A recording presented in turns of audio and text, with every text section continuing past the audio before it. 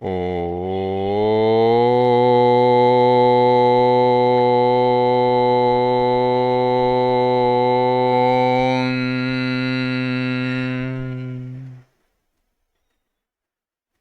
श्री गणेशाय नमः। श्री सरस्वत्यै नमः। श्री गुरुभ्यो नमः। श्रुतिस्मृतिपुराणानाम् आलयं करुणालयं नमामि भगवत्पाद शङ्करं लोकशङ्करं।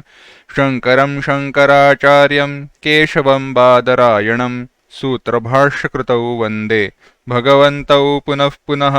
ईश्वरो गुरुरात्मेति मूर्तिभेदविभागिने व्योमवद्व्याप्तदेहाय दक्षिणामूर्तये नमः। योऽन्तः प्रविश्य मम वाचमिमां प्रसुप्तां सञ्जीवयत्यखिलशक्तिधरस्वधाम्ना अन्यांशहस्तचरणश्रवणत्वगादीन् प्राणान् नमो भगवते पुरुषाय तुभ्यम्। वंशी विभूषितकरान्नवनीरदाभात् पीताम्बरादरुणबिम्बफलाधरोष्ठात् पूर्णेन्दुसुन्दरमुखादरविन्दनेत्रात् कृष्णात् परं किमपि तत्त्वमहान् न जाने। वसुदेवसुतं देवं कंसचाणूरमर्दनं देवकी परमानन्दं कृष्णं वन्दे जगद्गुरुम्। 13वें अध्याय के चिंतन को आज प्रारंभ कर रहे हैं। उसको प्रारंभ करने के पूर्व 12वें अध्याय के 13वें श्लोक से लेके आखिरी श्लोक तक एक साथ पढ़ेंगे। अद्वेष्टा सर्वभूतानां मैत्रः करुण एव च निर्ममो निरहङ्कारः समदुःखसुखक्षमी सन्तुष्टः सततं योगी यतात्मा दृढनिश्चयः मय्यर्पितमनो बुद्धिर्यो मद्भक्तः स मे प्रियः यस्मान्नो द्विजते लोको लोकान्नो द्विजते च यः हर्षामर्षभयोद्वेगैर्मुक्तो यः स च मे प्रियः अनपेक्षशुचिर्दक्ष उदासीनो गतव्यथः सर्वारम्भपरित्यागी यो मद्भक्तः स मे प्रियः यो न हृष्यति न द्वेष्टि न शोचति न काङ्क्षति शुभाशुभपरित्यागी भक्तिमान्यः स मे प्रियः समशत्रौ च मित्रे च तथा मानापमानयोः शीतोष्णसुखदुःखेषु समस्सङ्गविवर्जितः तुल्यनिन्दास्तुतिर्मौनी सन्तुष्टो येन केनचित् अनिकेतस्थिरमतिर्भक्तिमान् मे प्रियो नरः ये तु धर्म्यामृतमिदं यथोक्तं पर्युपासते श्रद्दधाना मत्परमा भक्तास्तेतीव मे प्रियाः। इति श्रीमद्भगवद्गीतासु ब्रह्मविद्यायां योगशास्त्रे श्रीकृष्णार्जुनसंवादे भक्तियोगो नाम 12वादशोऽध्यायः। अथ 13वादशोऽध्यायः। 12वें अध्याय में भक्त के लक्षण बताए, उत्तम भक्त कौन है, उपासक कौन है, जीवन मुक्त कौन है, यह बताया। किन उनके जो गुण है, सिद्धस्य सिद्धानि साधकस्य साधनानि, एक वचन है। सिद्धों के जो सिद्धता के लक्षण है, सिद्धों के सिद्धता के जो लक्षण है, वह साधक के लिए साधना के मार्ग होते हैं। सिद्धों के सिद्धता के जो गुण हैं, जिन गुणों के कारण, जिन गुणों की सिद्धि के कारण, जिन धर्मों की 13वें अध्याय 12वें अध्याय में धर्म, इस शब्द धर्म्यामृतमिदम, ये शब्द ना धर्म लेते हैं। पानी का धर्म क्या है? ठंडा रहना पानी का धर्म है, यानी गुण है। धर्म शब्द ज्यादा संयुक्तिक है, अच्छा है, योग्य है, इसलिए धर्म शब्द का उपयोग कर रहे हैं। ऐसे जो धर्म है, जिन धर्मों की समुदाय के कारण, जिन धर्मों की सिद्धता के कारण साधु पुरुष को सिद्ध कहा जाता है, वह सारे धर्म साधक के लिए साधना के मार्ग होते हैं। सिद्धस्य सिद्धानि साधकस्य साधनानि। कैसे?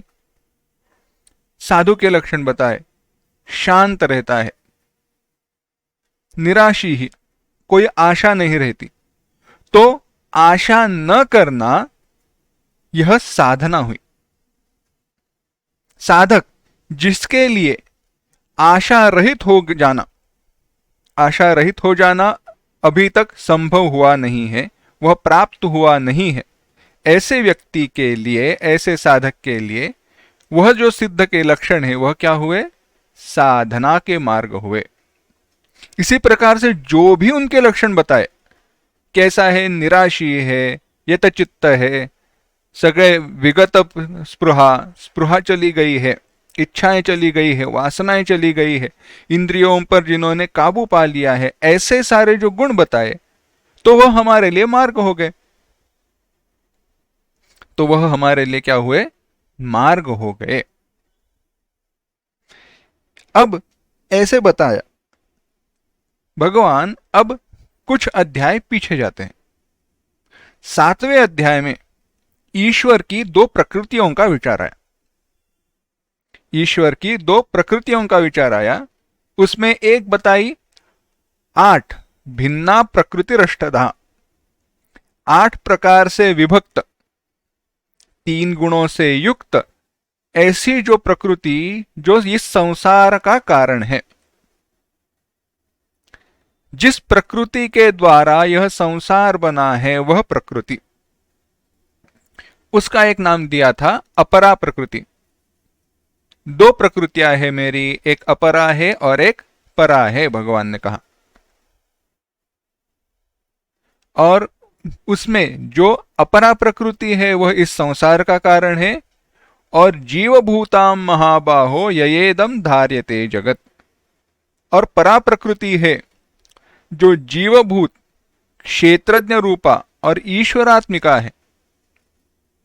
जीवभूत है, जीव में स्थित है, बाद में क्षेत्रज्ञ रूपा, अब नए शब्द का उपयोग किया, क्षेत्रज्ञ रूप है, और ईश्वरात्मिका है, जिसका मूल आत्मा केंद्र अधिष्ठान ईश्वर परमात्मा है।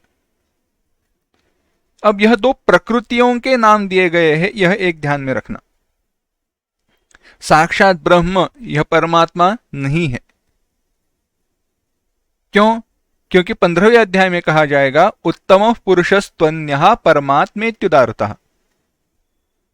पर है, अपर है, यह सब मान्य है, यह सब है, परंतु जो अपर पुरुष है, उत्तम पुरुष है, जो साक्षात परमात्मा है, वह क्या है? अन्य है। परा अपरा, इन दोनों प्रकृतियों से वह अन्य है। तो यहां पे कौन सी बताई? यहां पे बताई जो क्षेत्रज्ञ रूप ईश्वरात्मिका है। क्या है वह? विस्तार इस अध्याय में आएगा। कहा यह 2 प्रकृतियां, एक हुई अपरा, एक हुई परा। इन दोनों प्रकृतियों से ईश्वर जगत की उत्पत्ति, स्थिति, लय, इनका कारण होता है। अब फिर से एक बार विचार करते हैं। जगत का जो उत्पत्ति, स्थिति, लय का कारण है, वह ईश्वर किस रूप में है? किस रूप में है, प्रकार में है? उत्पत्ति, उत्पत्ति यानी संभव, उत्पन्न होना। स्थिति, रहना, अस्तित्व रहना। और लय, विनाश, अभाव या दर्शन न होना। लय का दूसरा एक विचार कर सकते हैं, लय का केवल विनाश तो है ही, परंतु किस दृष्टि से? उसके दर्शन का अभाव, नॉन परसेप्शन। अब इंद्रियों के द्वारा उसका ज्ञान हो नहीं रहा है, वह वस्तु है नहीं ऐसे नहीं, अब उसका ज्ञान हो नहीं रहा है, वह हुआ लय या कारण में चले जाना। उत्पत्ति, स्थिति, लय। पानी रहता है ना, पानी, उसमें आप एक स्ट्रॉ लीजिए और फूंक मारिए, तो क्या होते हैं? बुदबुदे निकल आते हैं ना। वह किससे बने हैं? यह तो हमने किया है, लेकिन आसान अगर कहीं जगह पर देखना है तो जो जहां पे नदियां बहती हैं वहां पे भी किनारे पे दिखाई देते हैं। अब यह जो है, यह किसके बने हुए हैं? पानी के ही बने हुए हैं। पानी से उत्पन्न हुए, कुछ देर तक टिके, बाद में फूटकर फिर से वह पानी ही हो गया। तो उन बुदबुदों की उत्पत्ति का कारण कौन है? पानी है। उनमें से अगर मैं पानी निकाल दूं, मेरे पास अभी जादुई शक्ति है, मैं पानी निकाल दूं, तो क्या बुदबुदे रह जाएंगे? नहीं रह सकते, क्योंकि वह स्वयं पानी के ही बने हुए हैं। जब पानी के आकार को छोड़कर, रंग रूप को छोड़कर वह दूसरे रूप में परिवर्तित हुए, तो उन्होंने अपने पानीपन को छोड़ा नहीं है, अभी भी वह पानी ही है। तो उनमें से पानी निकाला जाए तो उनका अस्तित्व हो नहीं सकता। पानी के निकालने पर अगर उन बुदबुदों का अस्तित्व हो नहीं सकता, तो इसका अर्थ क्या हुआ? इसका अर्थ हुआ कि पानी ही उनके स्थिति का भी कारण है। बुदबुदों के स्थिति का कारण पानी ही है। और जब वो फूट कर फिर से पानी में चले जाते हैं, तो क्या कोई दूसरा पानी हो जाता है या कोई दूसरी वस्तु हो जाती है?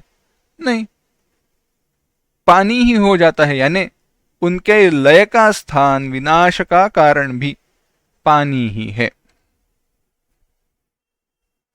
तो उत्पत्ति, स्थिति, लय, इनका कारण बुदबुदों के लिए क्या है?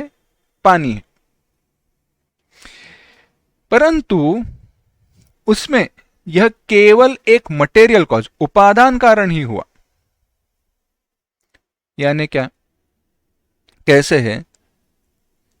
पानी स्वयं जड़ है, ऐसे ही पानी रखा हुआ है, उसमें कोई हिलना डुलना नहीं है, तो क्या बुदबुदे बनेंगे? नहीं, नहीं बन सकते। कोई तो क्रिया उसमें प्रवृत्त तो होनी चाहिए, तब जाकर वह बन सकते हैं। चाहे वो हवा का बहना हो, पानी का स्वयं अपना बहना हो।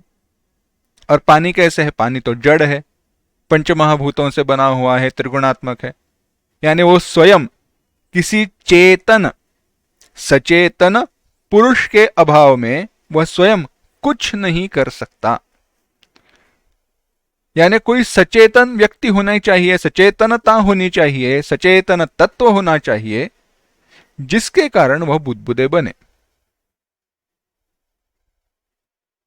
तो इसी विचार को जगत उत्पत्ति, स्थिति, लय की दृष्टि में बताया गया। विचार किया गया यह संपूर्ण जगत कैसे बना है। अब आप विचार करोगे, यह सारा व्याख्यान, यह सारा विचार क्यों? अंत में एक बात ध्यान में आएगी, केवल इतना विचार अगर हमारी समझ में आए तो हमारी साधना में बहुत परिवर्तन, बदलाव आ सकता है, और हमारे विचारों में, हमारी व्यवहार में परिवर्तन आए। कैसे? देखते हैं।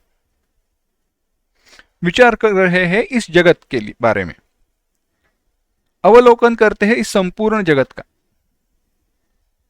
यह संपूर्ण जगत जो है वह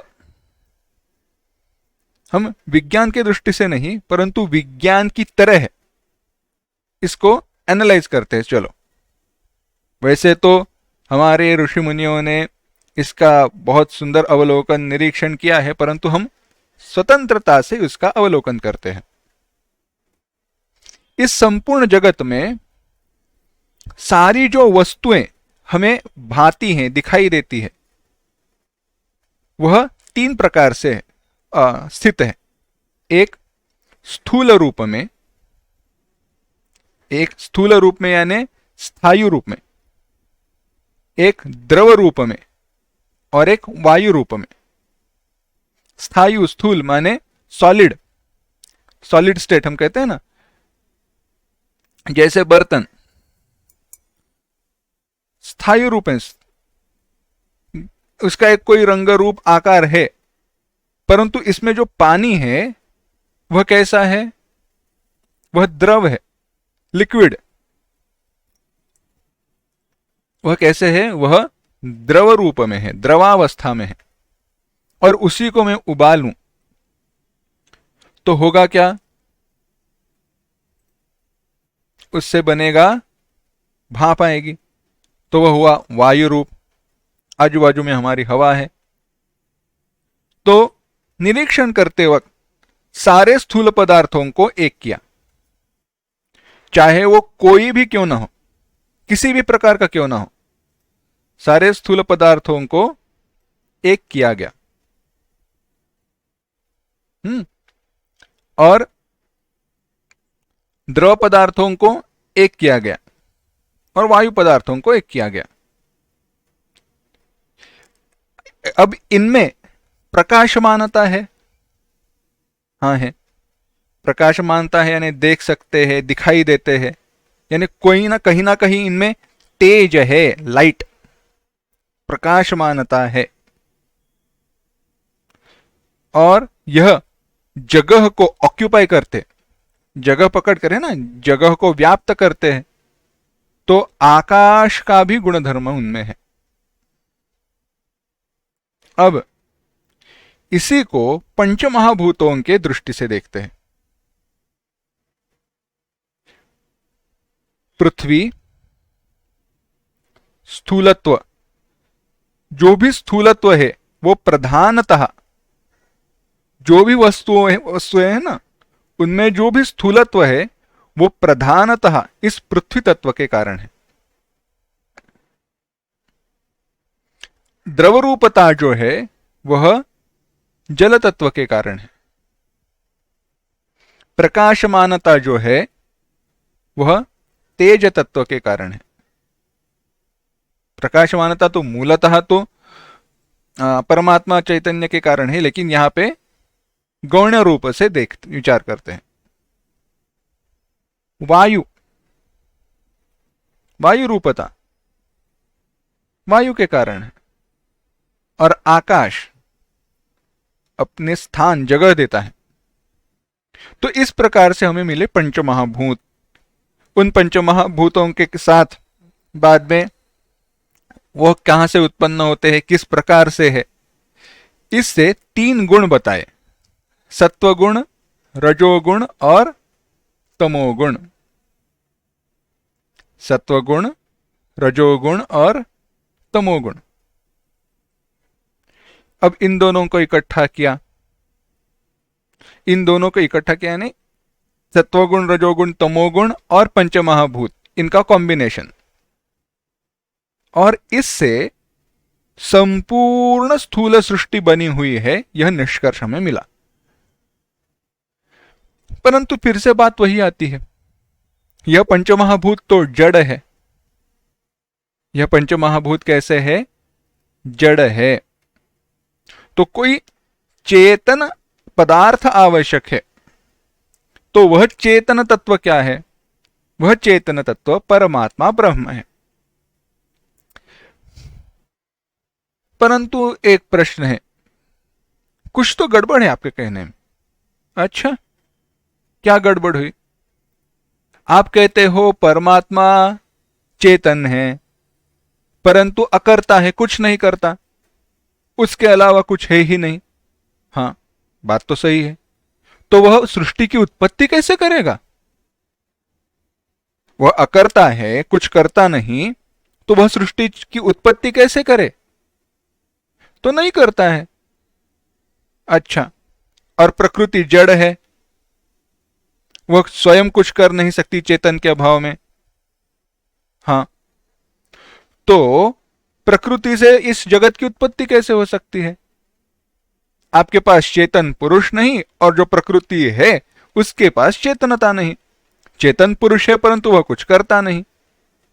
यानी जो ब्रह्म है वह स्वयं कुछ नहीं कर सकता वह कुछ करता नहीं, प्रकृति करने में असफल है, अक्षम है। यानी दोनों स्वतंत्र, ब्रह्म और माया या प्रकृति स्वतंत्र रूप से इस जगत की उत्पत्ति नहीं कर सकते। परंतु जहां पे इन दोनों का एक होना प्रतीत होता है, दिखाई देता है, वहां से इस संपूर्ण जगत की सृष्टि की उत्पत्ति हुई है। अब थोड़ा विचार करते हैं। एक दूसरा उदाहरण, आप सो गए, सोने के बाद आपको सपना दिखाई दिया, सोने के बाद आपको सपना दिखाई दिया। सपने में आप बड़े से राज्य के राजा हो,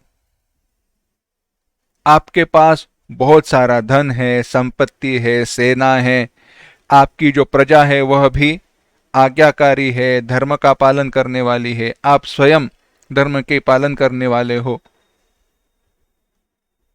और आप जाग गए। अब बताओ, यह संपूर्ण जो आपने सपना देखा, संपूर्ण जो सपने में आपने सृष्टि की निर्मिति की, कैसे निर्माण की, किसने की, कब की? तो केवल एक ही उत्तर है, वह मन के द्वारा निर्माण की गई थी। हमारे मन के द्वारा ही उसकी निर्मिति की गई। परंतु निर्माण करने वाले कौन थे? आप स्वयं थे। यानी आपने ही उस सृष्टि की निर्मिति की और आपने अपने आप से, स्वयं अपने मन से ही इस सृष्टि की उत्पत्ति की, अपने मन से आपने की। इसी प्रकार से ईश्वर अपनी अधिकारभूत यानी अपने अधिकार में रहने वाली जो माया है उसके द्वारा सृष्टि की उत्पत्ति करता है। जहां पे ब्रह्म और माया या प्रकृति एक हुए हैं उसको नाम दिया गया ईश्वर। वह ईश्वर अपनी माया को प्रधान रखकर, माया को प्रधान रखकर उसको बढ़ावा देते हुए संपूर्ण जो स्थूल सृष्टि है, जो भी दिखाई देती है, उसकी निर्मिति करता है और अपने आप को प्रधान रखकर चेतन रूप से उनमें प्रवेश करता है। तो जो जीव हुआ वह कैसे हुआ? वह ईश्वर हुआ, ईश्वर से संलग्न हुआ। परंतु यह शरीर, यह माया प्रधान हुआ।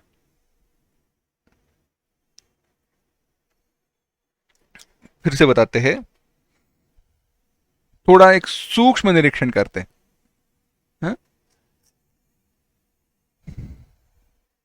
थोड़ा दृष्टांत विषम है परंतु समझाने के लिए।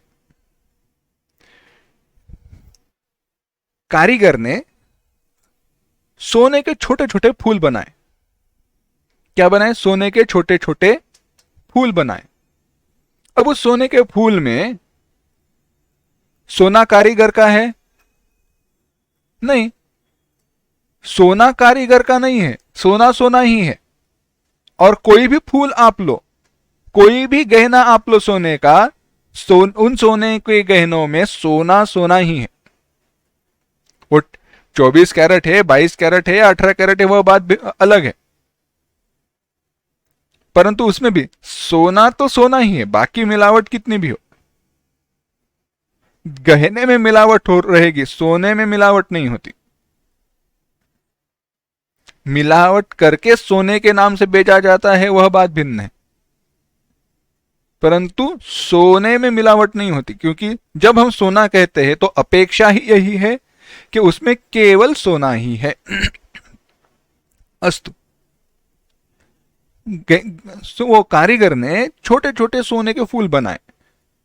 सोना उसका नहीं है, परंतु बनाने का जो कौशल है, उसमें जो छोटी छोटी नक्शी है, उसमें जो डिजाइन बनाया है, वह किससे आया है?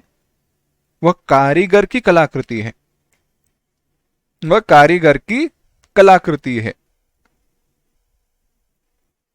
यहां पे कारीगर से वह भिन्न है, यह बात अलग है। इसी प्रकार से जगत में जो भी चेतनत्व आया है, जो भी चेतनत्व आया है, वह परब्रह्म परमात्मा से आया, और जो भी स्थूल अचेतनत्व आया, वह सब कुछ माया से आया हुआ है।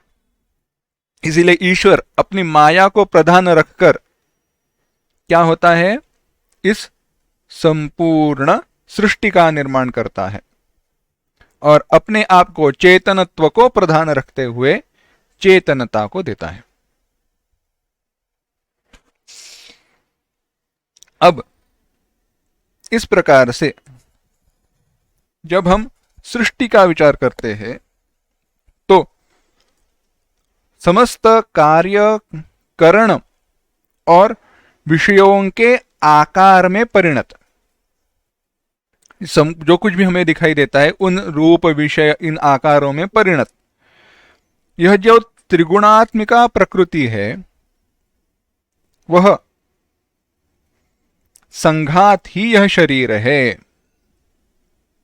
संघात समूह।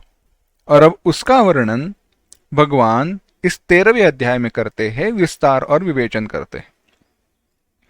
पहला श्लोक देखना। ओम श्री परमात्मने नमः। अथ त्रयोदशोऽध्यायः। श्रीभगवानुवाच इदं शरीरं कौन्तेय क्षेत्रमित्यभिधीयते एतद्यो वेत्ति तं प्राहुः क्षेत्रज्ञ इति तद्विदः। एक साथ। श्री भगवानुवाच इदं शरीरं कौन्तेय क्षेत्रमित्यभिधीयते क्षेत्रज्ञो वेत्ति तं प्राहुः क्षेत्रज्ञ इति तद्विदः। अब भगवान कहते हैं, हे अर्जुन, हे अर्जुन, कौन्तेय, कुंती पुत्र, कुंती नंदन, इदम, यह, बड़ा सुंदर शब्द है और यह हमारे जीवन का महावाक्य होना चाहिए। इदम शरीरम कौन्तेय, इदम, यह शरीर, हे अर्जुन, हे कुंती पुत्र, यह शरीर क्षेत्रमित्यभिधीयते, इसका क्षेत्र नाम है। किस नाम से जाना जाता है? यह क्षेत्र इस नाम से जाना जाता है। एतद, यह वेत्ति, और इस शरीर को, इस क्षेत्र को, यह वेत्ति, जो जानता है, सह, तम, त्याला, उसे, तम, उसे, तद्विदः, तद्विदः, जो ज्ञानी लोग है, जो बुधजन है, पंडित है, वह क्षेत्रज्ञम इति प्राहुः, क्षेत्रज्ञ इस नाम से जानते हैं, क्षेत्रज्ञ इस नाम से पुकारते हैं। वह उसे पुरुष कहते हैं। बड़ा सुंदर शब्द है, इदम शरीरम कौन्तेय।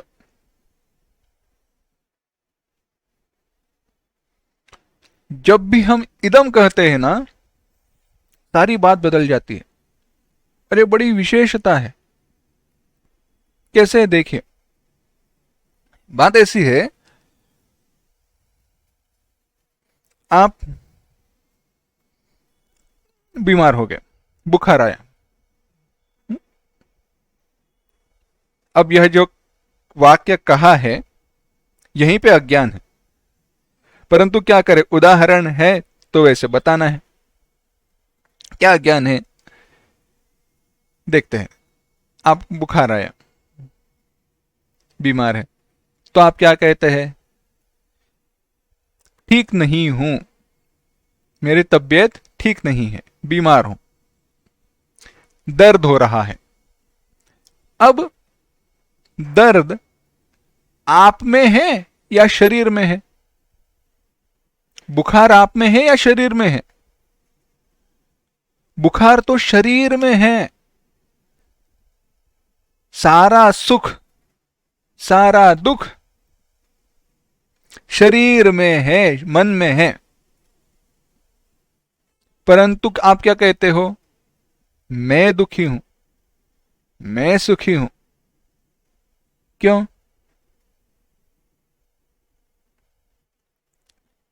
बड़े लोग कहते, कई कई साधु पुरुषों की कहने की एक, क्या कहते, प्रक्रिया रहती है, कहने की एक तरीका रहता है। कहते हैं इस शरीर का नाम, इस देह का नाम, मेरा नाम नहीं कहेंगे, इस देह का नाम ऐसे कहेंगे।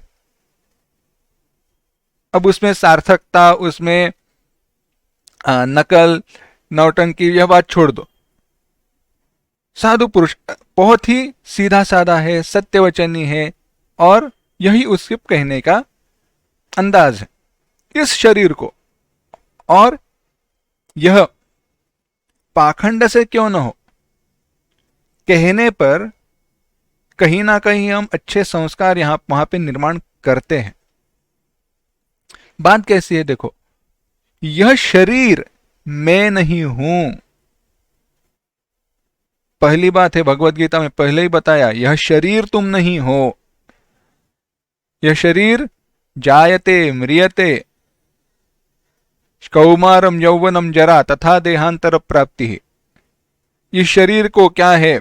युवावस्था है, बाल्यावस्था है, कौमारावस्था है, वृद्धावस्था है, यह सब कुछ अवस्थाएं आएंगी चले जाएंगे, परंतु हम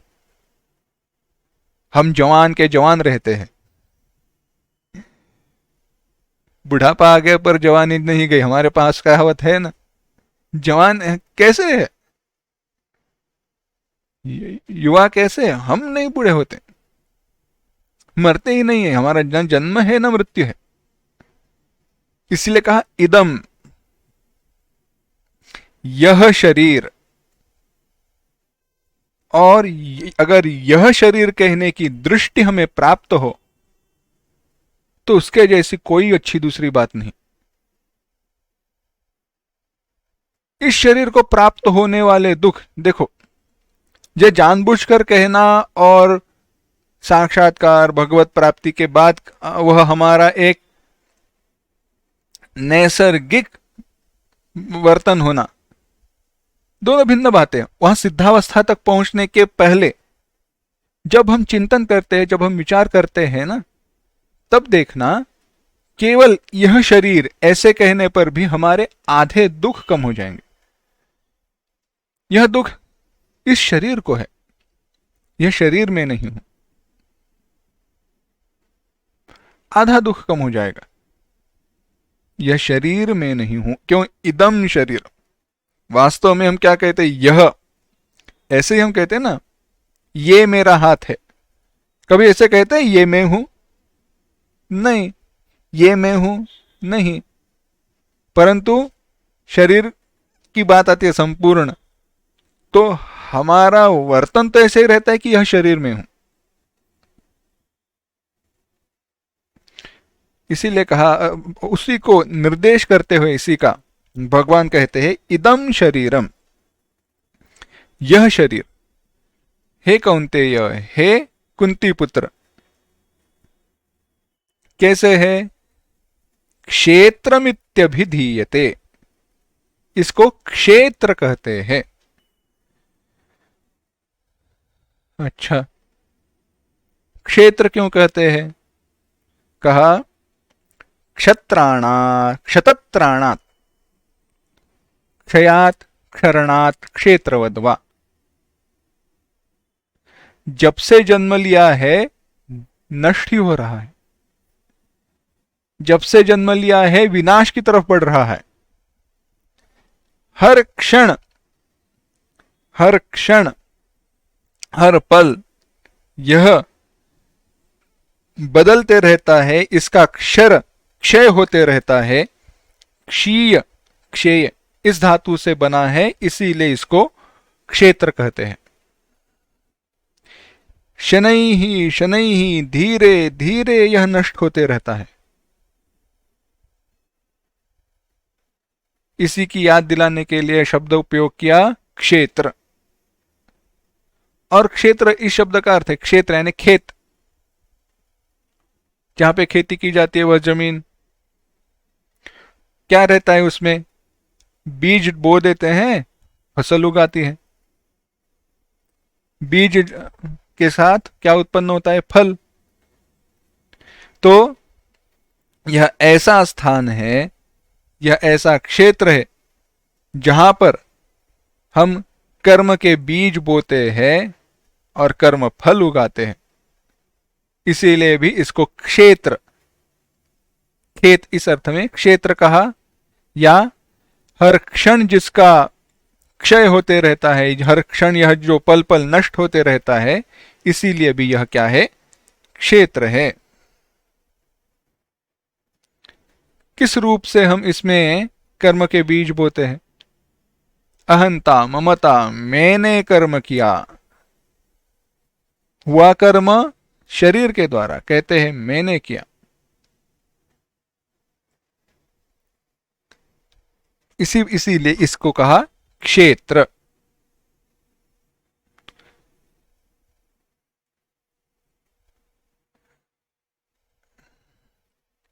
एतत्, यह, यो वेत्ति, जो जानता है। इस शरीर रूप क्षेत्र को जो जानता है, चरणों से लेके मस्तक तक, आनखाग्र, पैर के नाखून की नोक से, आंख अग्र से लेकर शरीर के बालों तक ऊपर वाले संपूर्ण शरीर, जो ज्ञान के द्वारा प्रत्यक्ष करता है, जो इसका साक्षी है, उसको अनुभव विभाग से स्पष्ट जानने वाला है, अनुभव विभाग पूर्वक स्पष्ट जानने वाला है, उसे क्षेत्रज्ञ कहते हैं। उसका जो साक्षी है वह हुआ क्षेत्रज्ञ।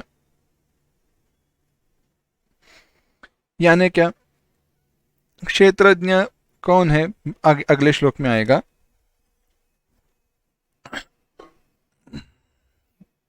परंतु ऐसे कौन कहते हैं? ऐसे विद्वान कहते हैं। अब इसी दृष्टि से, साधना की दृष्टि से एक विचार करते हैं। यह शरीर क्या हुआ? यह शरीर, इसे क्या कहते हैं? क्षेत्र कहते हैं। कैसे बना है? पंचमहाभूतों से बना है और त्रिगुणात्मक है और जड़ है। और अभी के लिए बस इतना ही। तो अब आगे बढ़ते हैं।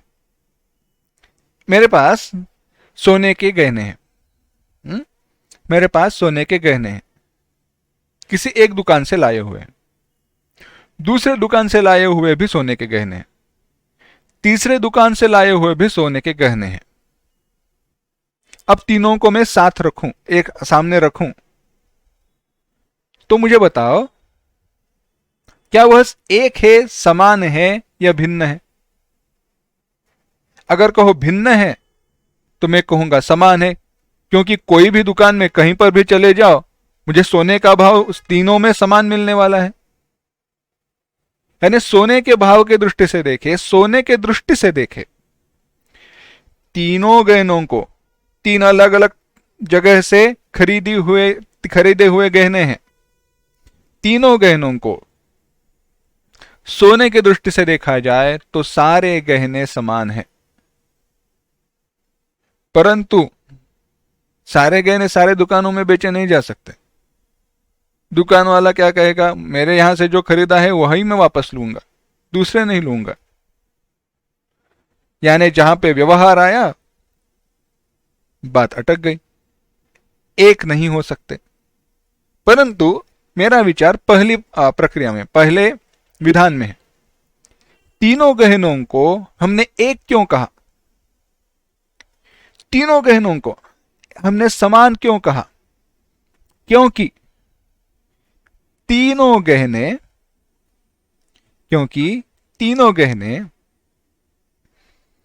सोने के बने हुए हैं, यानी तीनों का जो मूल कारण है वह एक है।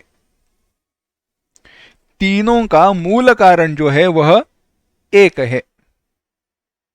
तो अनुमान क्या हुआ? निष्कर्ष क्या हुआ?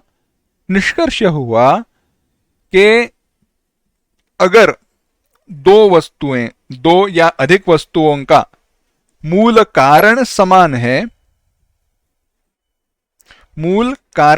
है, तो वह दो वस्तुएं एक दूसरे से भिन्न नहीं हैं। दूसरा उदाहरण, दूध और तूप, घी। दूध और घी क्या दोनों समान है? बिल्कुल भी नहीं। कैसे? घी कैसे बनाया जाता है? घी तो मक्खन से बनाया जाता है। मक्खन को उबालकर गर्म करके उसमें से घी निकाला जाता है। और दूध, गाय भैंस से दूध निकाला जाता है, लिया जाता है। अच्छा, तो अब बात आसान है। और पीछे चले जाओ, चाहे घी हो या दूध हो, उन दोनों के प्राप्ति का मूल कारण क्या है? उन दोनों के प्राप्ति का मूल कारण है वह गौ, गाय।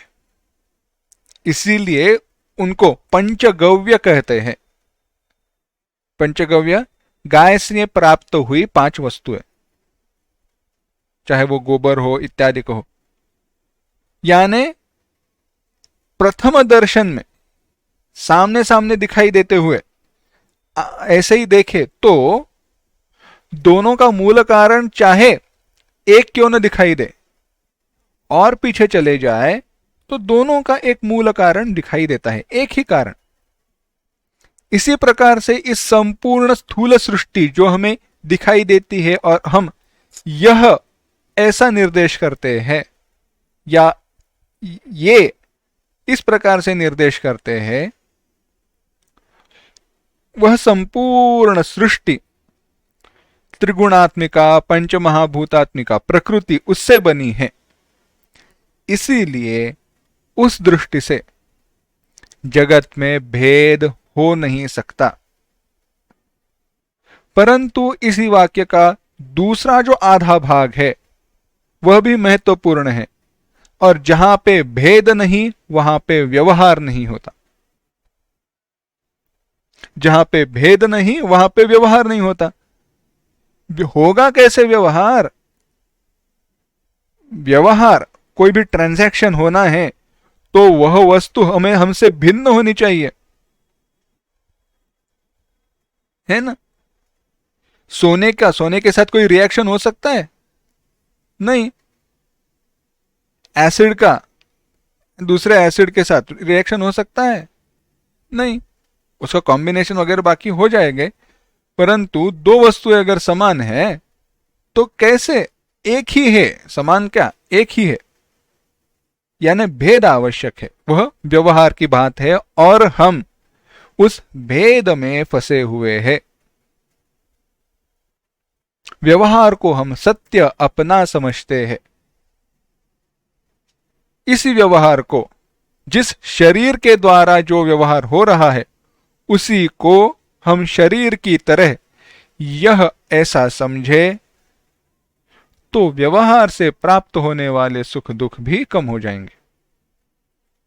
शरीर को हमने क्या कहा? यह शरीर। तो शरीर के द्वारा प्राप्त होने वाला यह व्यवहार, यह व्यापार, यह क्रियाएं मेरे द्वारा है नहीं, शरीर के द्वारा हो रही है। शरीर का मैं क्या हूं? मालिक हूं, ध्यान रखना पड़ेगा। परंतु यह बस हाथ भर लंबा दूर रखते हुए सेफ्टी ग्लोव्स पहन लें बुद्धि का, यह अपने आप को उससे अलग रखकर कैसे संभव है? मूल कारण को जानकर, यह मैं नहीं हूं यह जानकर।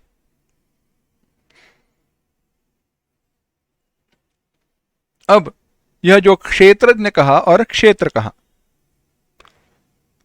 वह कैसे जाने जा सकते हैं? किस ज्ञान से जाने जा सकते हैं, या जाने जा सकते हैं या नहीं? इस पर कहते हैं दूसरा श्लोक, क्षेत्रज्ञञ्चापि मां विद्धि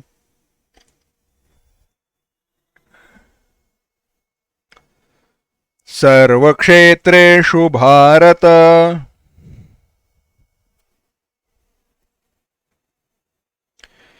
क्षेत्रक्षेत्रज्ञयोर्ज्ञानम् यत्तज्ज्ञानं मतं मम।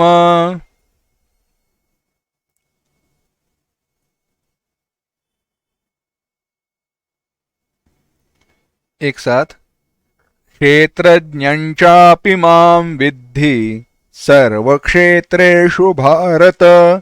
क्षेत्रक्षेत्रज्ञयोर्ज्ञानं यत्तज्ज्ञानं मतं मम। भगवान कहते हैं, माम मुझे, हे भारत, हे अर्जुन, सर्वक्षेत्रेषु क्षेत्रज्ञमपि विद्धि। सर्वक्षेत्रेषु, जो सारे क्षेत्र है, क्षेत्र क्या है? संपूर्ण क्षेत्र है, संपूर्ण स्थूल सृष्टि, यह सारे शरीर इत्यादि जो कुछ भी है, इनमें यानी ब्रह्मा जी से लेके छोटे से एक कीड़े तक, ब्रह्मा जी से लेके छोटे से कीड़े तक जो कुछ भी है, उन सब में सर्वक्षेत्रेषु मुझे क्षेत्रज्ञ जानो, मैं क्षेत्रज्ञ हूं ऐसे जानो।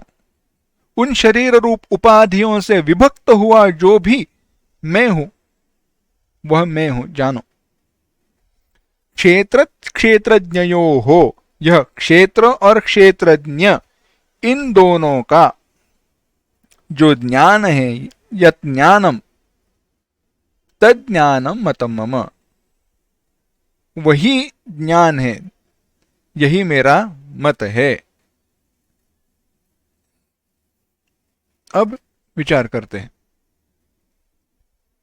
मेरा अभिप्राय यह है कि वही यथार्थ ज्ञान है जहां पर ज्ञान के द्वारा क्षेत्र और क्षेत्रज्ञ प्रत्यक्ष किए जाते हैं, उनका विवेक किया जाता है।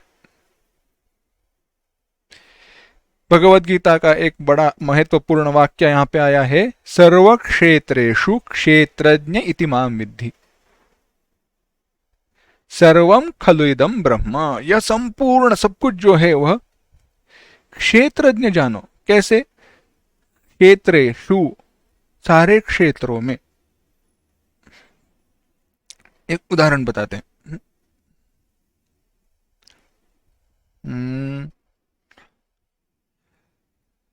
आप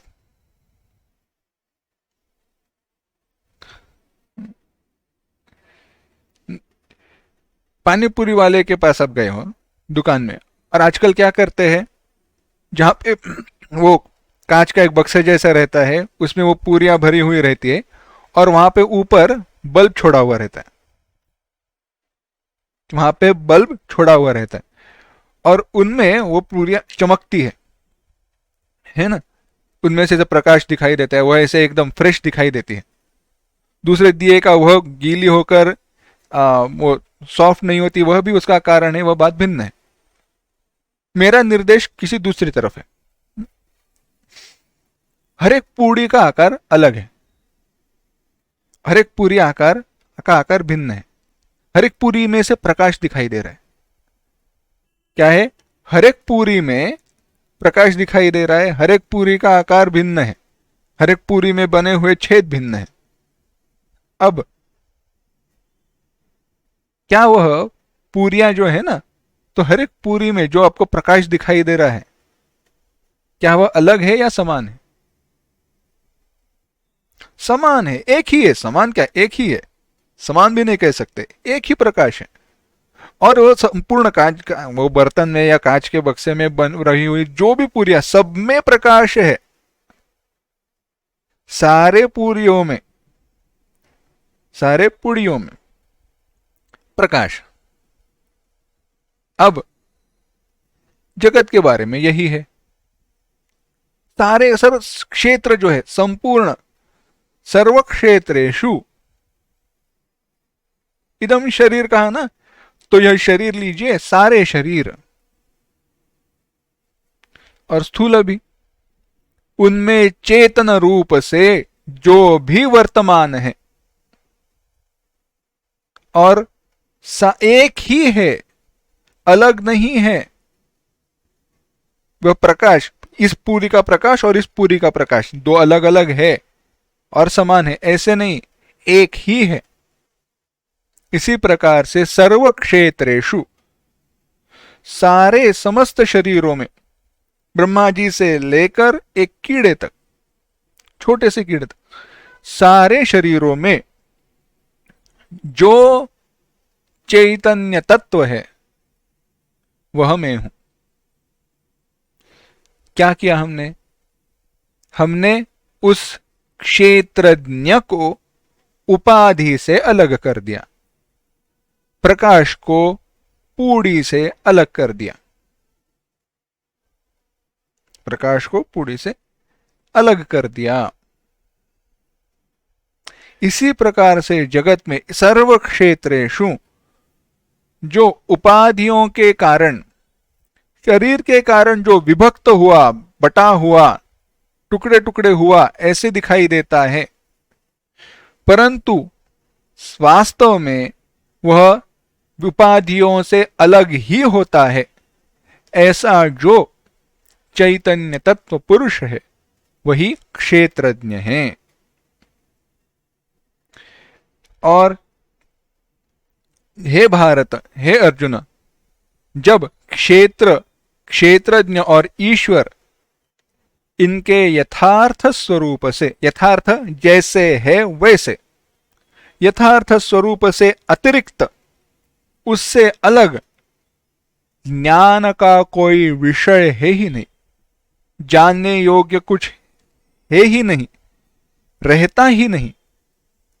इसीलिए जो ज्ञेय स्वरूप, ज्ञेय जानने जाने वाला, और उसका ज्ञान, क्षेत्रज्ञ का ज्ञान,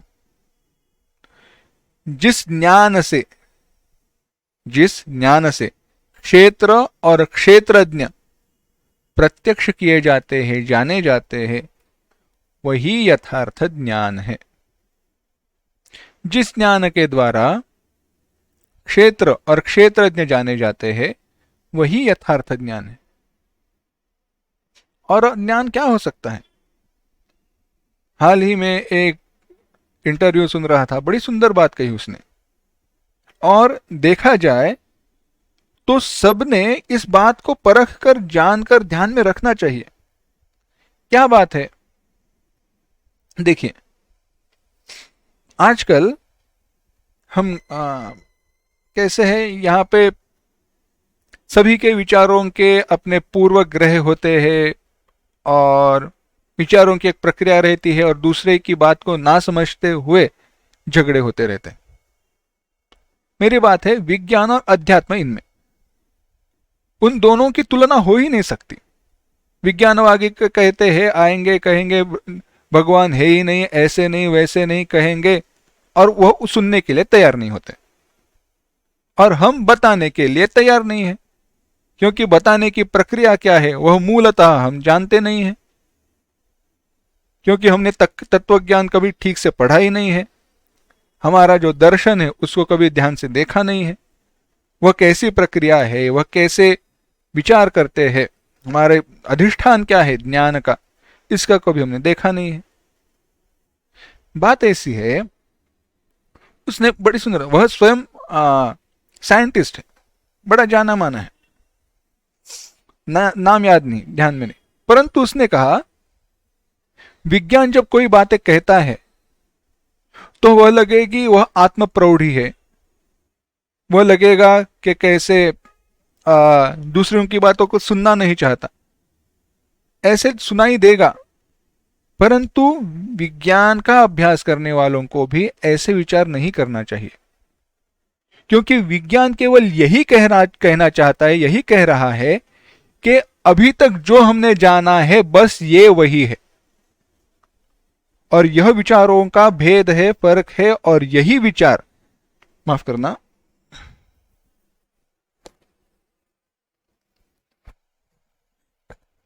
यही विचार, यही मन की अवस्था हमें आगे बढ़ाए लेकर जाती है। देखो, विज्ञान की अपनी एक देखने की दृष्टि है, प्रक्रिया है, और उसके द्वारा विज्ञान ने कई सारी बातों को जाना है। परंतु अगर कोई वैज्ञानिक, विज्ञान दृष्टि वाला वैज्ञानिक है ना, भौतिक शास्त्र इत्यादि को मैं कह रहा हूं, वैसी दृष्टि होने वाला कहे जो मैंने जाना है वही सत्य है, तो वह अपने आप को मूढ़ बना रहा है, फंसा रहा है। यही बात आध्यात्मिक जीवन में भी लागू है, यही बात आध्यात्म के बारे में भी लागू है, जहां जब जो मैंने जाना है वही सत्य है, नहीं। शास्त्र के साथ उसका परीक्षण करो, आगे बढ़ो। विज्ञान जब क्या है, बहुत सारी ऐसी बातें हैं जो विज्ञान अभी तक जान नहीं पाया है। विज्ञान सब कुछ नहीं जानता, वह स्वयं कहते हैं हम सब कुछ जानते हैं, ऐसे हम कह नहीं सकते, परंतु जो कुछ भी जानते हैं वो ऐसा है, यह हम मानते हैं, इस पर हमारा विश्वास है। हम सब कुछ जानते हैं ऐसे हम कह नहीं सकते, परंतु जो कुछ भी जानते हैं वह ये इस प्रकार से है।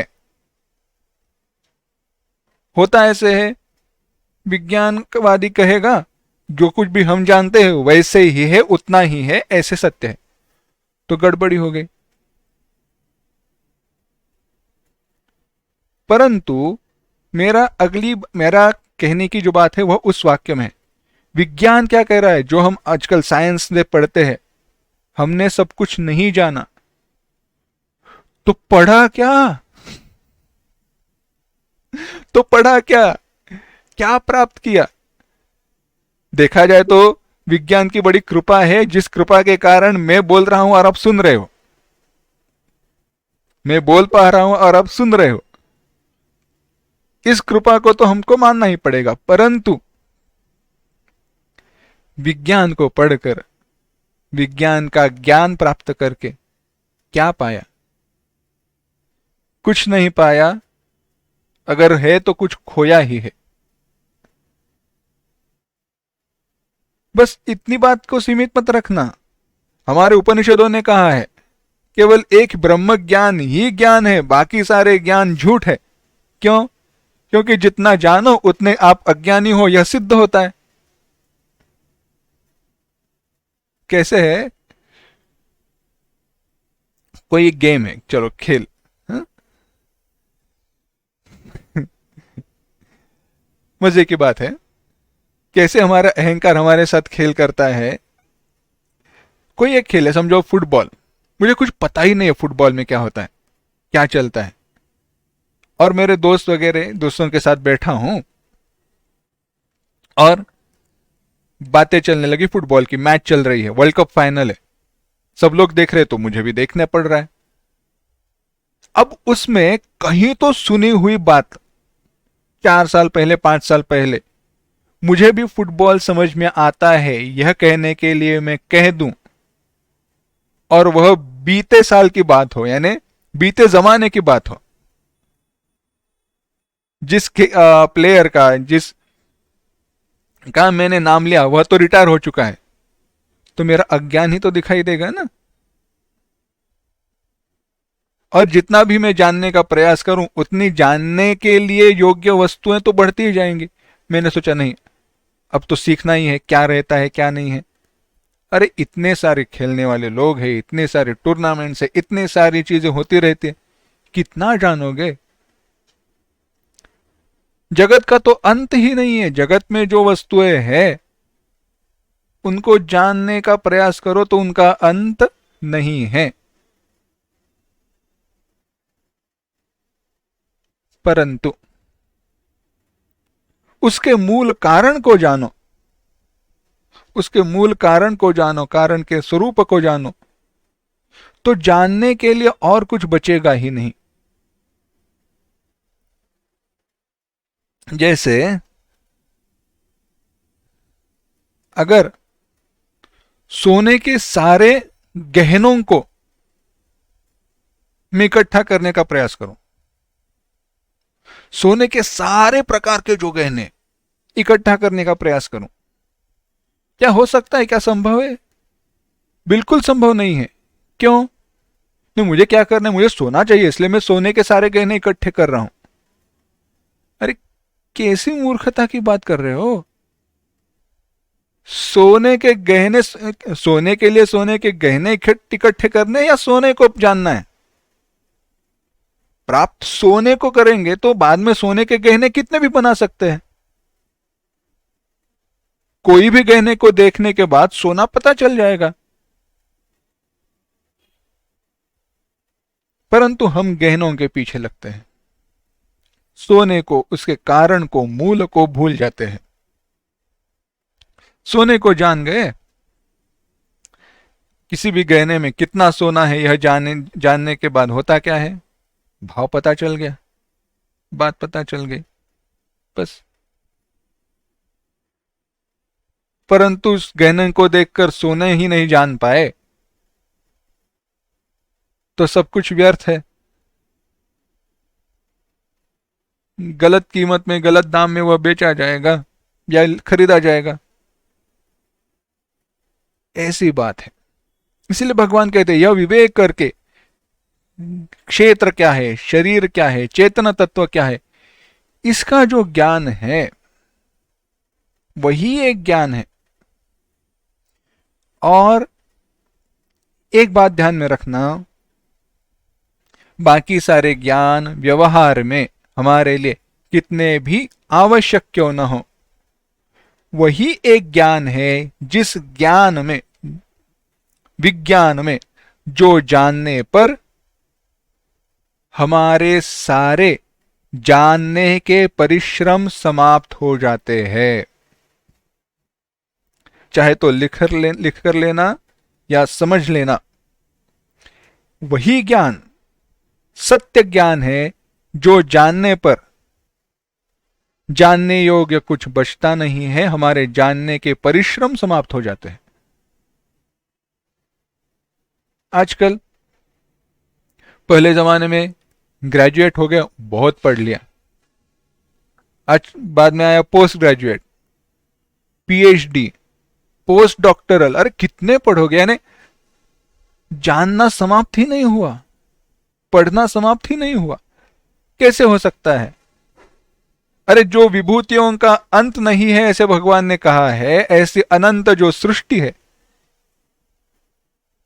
कितने जानते जाओगे, कितने अभ्यास, कितना पढ़ाई करते जाओगे उसका? मूल के कारण चलो, थोड़ा कॉज सेंटर। इसीलिए एडवांस फिजिक्स जो है ना, वह सारा कॉस्मोलॉजी वगैरह कहते हैं, वह भी क्या कहते हैं? इस सृष्टि की निर्मिति के मूल की अन्वेषणा कर रहे हैं। कहीं कहीं उनकी बातें, कहीं कहीं जो उन्होंने प्राप्त किया है, उनके जो सिद्धांत है, शब्द बदल दिए जाए और उस संकल्पना को देखा जाए तो वह संकल्पना मूल अपने उपनिषदों में है, केवल उनके शब्द और उनकी अन्वेषणा की प्रक्रिया भिन्न है। कंपेयर कर सकते हैं, उनको तुलना की जा सकती है। शायद जो वह कहना चाहते हैं वह भिन्न हो, उपनिषदों ने जो कहा है वह भिन्न है, देखने की दृष्टि भिन्न हो, परंतु जिस सिद्धांत तक वह पहुंच रहे हैं वह सिद्धांत कहीं दूर का नहीं है। घूमकर पासा के वह हमारे उपनिषदों के सिद्धांत तक ही आएंगे। शायद उनकी देखने की दृष्टि भिन्न हो, प्रक्रिया भिन्न हो। अस्तु, विचार क्या है? क्षेत्र और क्षेत्रज्ञ का ज्ञान, यही एक ज्ञान है।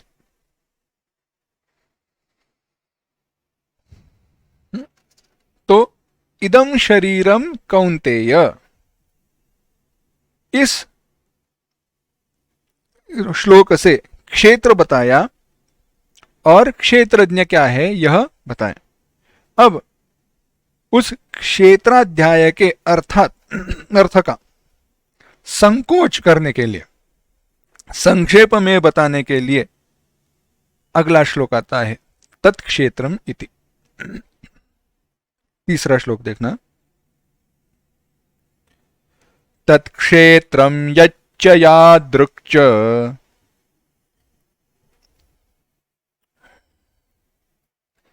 यद्विकारी यतश्च यत्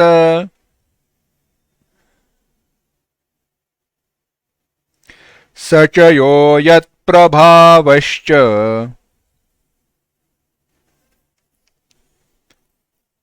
तत्समासेन मे शृणु।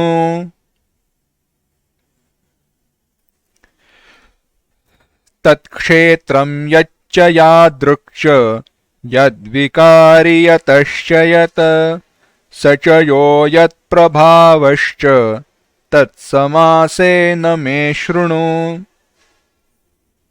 भगवान अब कहते हैं, तत् वह, क्षेत्रम जो क्षेत्र है, यच्च जैसा है, और यादृक्च यद्विकारी जैसा, जैसा विकारों से बना हुआ है, जिन विकारों से बना हुआ है। यतश्च यत जिस से उत्पन्न हुआ है, यतः च यत जो बना हुआ है, सह वह क्षेत्रज्ञ ही, यह जो क्षेत्र है, क्षेत्रज्ञ है, यत् प्रभावः जिसके प्रभाव से युक्त है, तत् समासेन मे शृणु वह संक्षेप से मेरे द्वारा जानो। जिसका पहले इदम शरीरम इससे निर्देश किया, वर्णन किया, उसी को अब तत् शब्द से संकेत किया जाता है उसका। इदम शरीरम, इदम तत्, यह जो क्षेत्र है, यह जो शरीर है वह क्षेत्र, वही क्षेत्र है। यह क्षेत्र, यह जो पूर्वोक्त क्षेत्र है वह यच्च यादृक्च जो है और जैसा है, यानी अपनी धर्मों के कारण, अपनी गुणों के कारण जिस प्रकार का है, जैसे विकारों से युक्त है, यद विकारी जिन विकारों से युक्त है, जिस कारणों से बना हुआ है, यतश्च जिन कारणों से बना हुआ है, जैसे भी बना हुआ है, जिस कार्यों से उत्पन्न हुआ है, और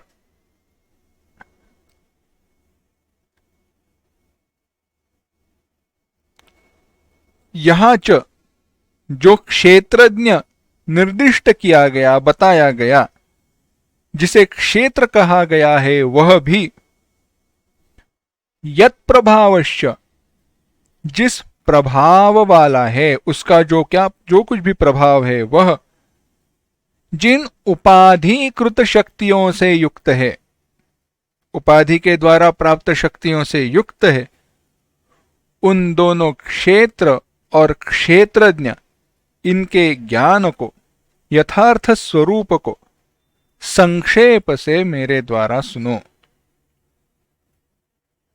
अब उन्हीं का, क्षेत्र और क्षेत्रज्ञ का भगवान संक्षेप में विस्तार विचार वर्णन करेंगे, परंतु वह विचार हम अगली बार देखते हैं। ओम असतो मा सद्गमय तमसो मा ज्योतिर्गमय मृत्योर्मा अमृतंगमय। समस्तलोका सुखिनो भवन्तु। समस्तलोका सुखिनो भवन्तु। समस्तलोका सुखिनो भवन्तु। ओम शांति शांति शांति। हरि ओम। श्री गुरुभ्यो नमः। हरि ओम।